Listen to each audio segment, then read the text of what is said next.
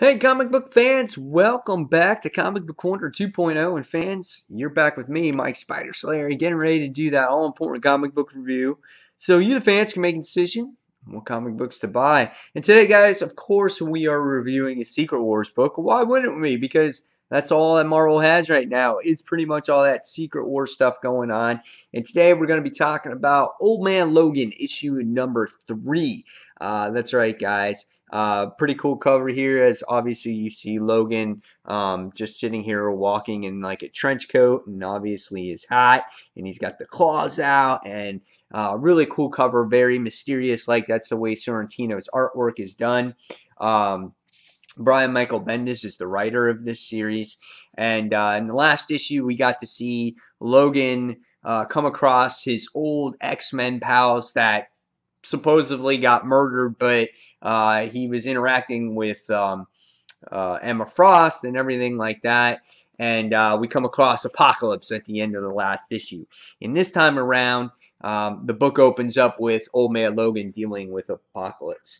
Here we get to see Sorrentino's artwork, where at times, again, yes, it does shine, but when it comes to certain details and you want to be more integrated in the story, I think it lacks. But when it comes to scenery and just on a detailed, it's so hard to explain the artwork. When it comes to like scenery and landscapes, I think it's done so well. But when it comes again to those facial expressions, I just feel that it lacks. And if you read the Green Arrow series when Sorrentino did it, you get a feeling that who does this look like? It looks like Naomi from the series. So very familiar artwork in there. And I feel like when it comes to action scenes, I need to see more detail, and that's the one thing that lacks here, you know. But in this issue, we see Wolverine. He deals with Apocalypse in here, and we find out that we get the Thor that has been searching for him comes across with him. They do this battle, and what happens is the Wolverine is falling, and then the next thing you wind up seeing is that he wakes up and he's in Technopolis. So this is one of the first times that you get to see kind of a Secret Wars character crossing over to other domains. That's really what's going on with Old Man Logan here.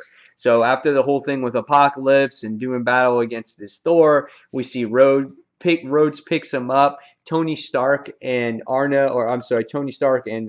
are kind of interrogating him, trying to find out who he is, where he came from, and obviously he broke the law of going into different domains, and it's against the law. So once you see Old Man Logan kind of, saying who he is, and if you don't remember the X-Men, and you don't remember this, and you don't remember that, you see Logan just kind of says, all right, thanks for healing me up. I need to keep exploring. And right away what happens is Rhodes picks him up and he brings him to the wall, or the Deadlands, or whatever it is. When you see Technopolis, this is when the artwork shines. I really like seeing this. You get to see all the other armors fly around town. I think this is really nice.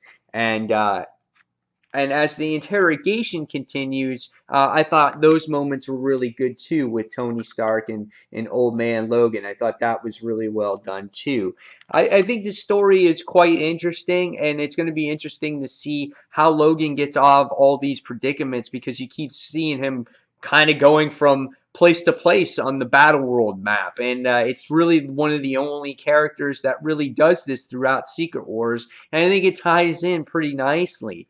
Again, I would love to see more detailed art in here, especially when it comes to these people interacting with each other, and at certain times when the action happens, you kind of get lost in the artwork and you don't know what's going on, so you can't really feel connected there. But overall, I thought it was a cool story. I did like this page where he ends up in the end, and I like Old Man Logan. I love the story here, and I can't wait to see what happens in the future for him after Secret Wars, and how he actually gets to the main Marvel universe, how he survives Battle World and Secret Wars and everything else. So it's an enjoyable read. I really like it, but I can never give it more than a 4 stars because of the artwork, because I feel not connected to it.